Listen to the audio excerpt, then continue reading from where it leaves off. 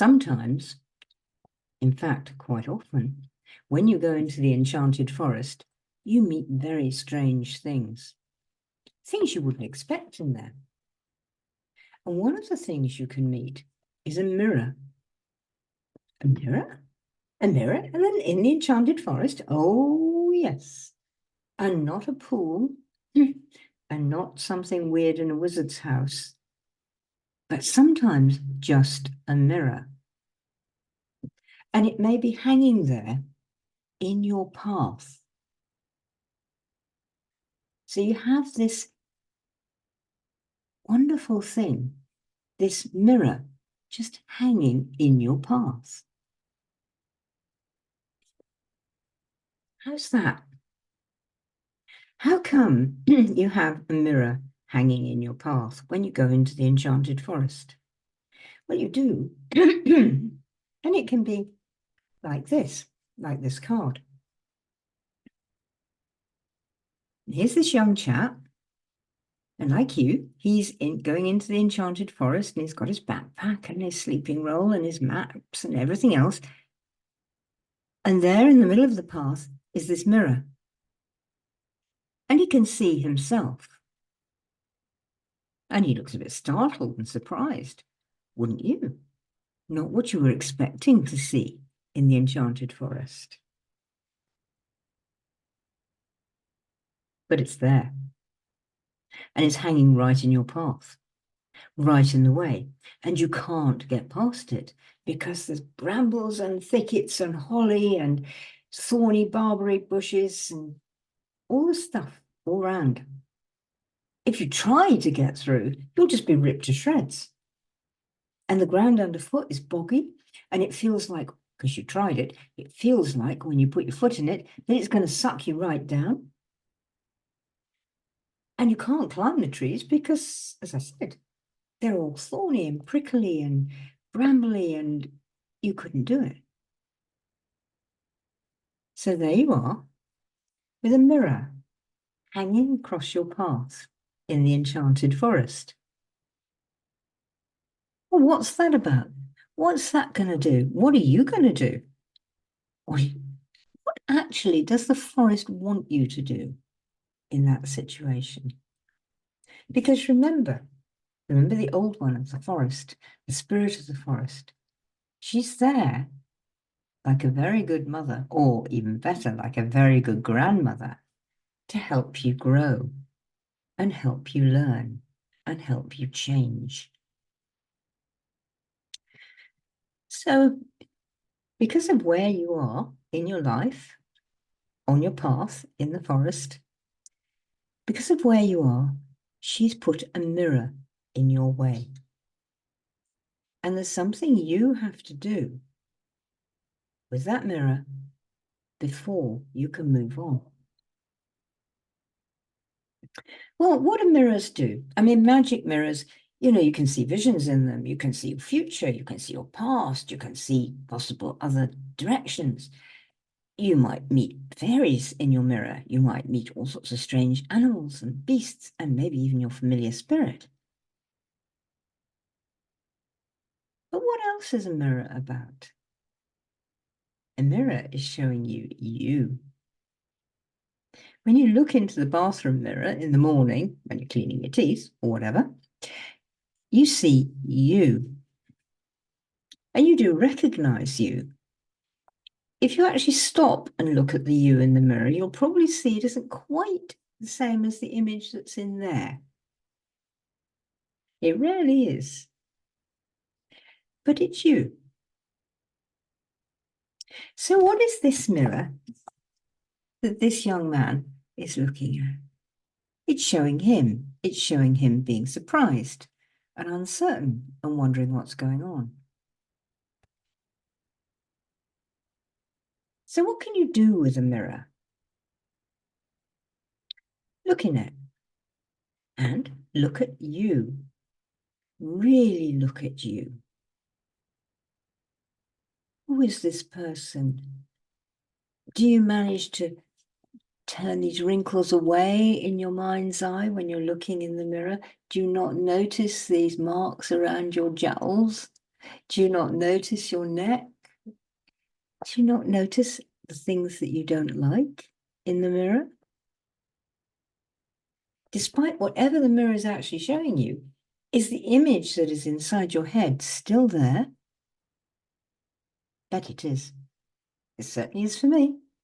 I have to sort of catch myself up and say, come on, Ellen, look, this is not your glorious skinned 25-year-old self that could knock out everything just like that. This is you. This is you, the crone. This is you, Ellen, now.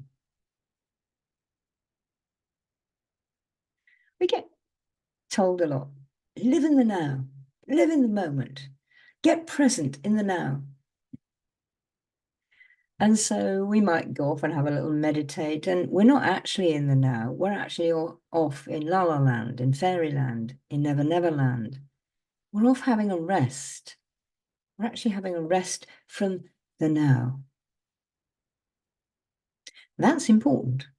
I'm not knocking that. I'm just saying, actually, it's not actually looking yourself in the face and seeing, noticing, being aware of and accepting what you see in the mirror.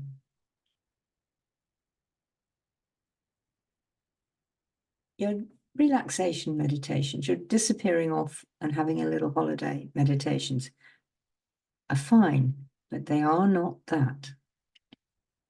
And the old grandmother of the forest knows that.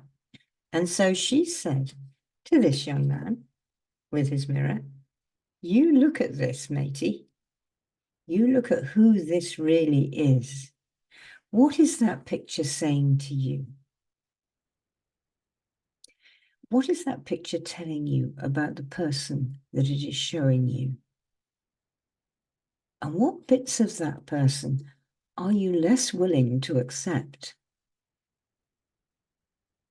And some of those things, did you know this? Some of those things can be good things about you. You can actually look at yourself and say, you're actually not too bad looking for an old goat like yourself. I do tell myself that every now and again. And you're actually okay. And you smile well and your eyes are nice. And I'd be friends with that person if I saw them and I had to sit down with them at the table in a cafe and I'd never met them before. I'd want to talk to them. Do you allow yourself that? Do you allow yourself to know the nice bits about you?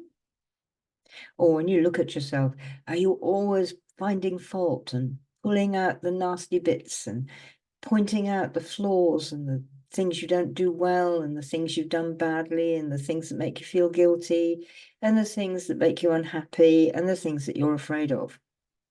That was a long list, wasn't it? Bet yours is long too. We all do this. We all look at all the things we think are wrong with us. And it's partly what our education has taught us to do. It's taught us that this is how it is. This is how you are. You need to find fault. And it's like the other one. You've got to work harder. You've got to work faster. You've got to do more. You've got to get more finished. You've got to get more ticks on the box.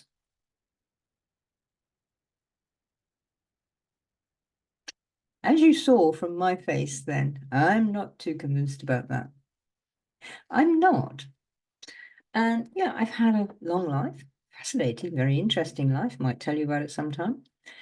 But in that life, I found that being in reality is really the most important thing.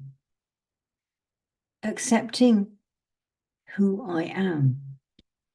And especially when we're young, we're very good at dreaming. You know, I always wanted to dance, and I did dance quite a lot, not as much as I wanted, and not as professionally and superbly, and not on the stage at Sadler's Wells or anything like that. But my dreams were there, and I wanted it. Nowadays, at least I'm getting a lot better right now. This year's been good for that. But up until then, as I got older, and particularly in the last 5 or 6 years when I've become more crippled and less able to move, less able to walk, less able to do things. I so miss my dancer's body when I was 25, 30.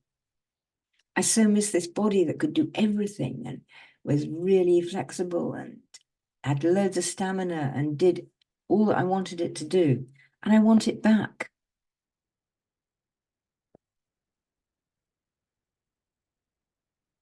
Wish for the moon, Ellen. You've been there, done that, got the t-shirt, you even licked the stamp. Not now, Ellen. Now you are doing different. Now you're here.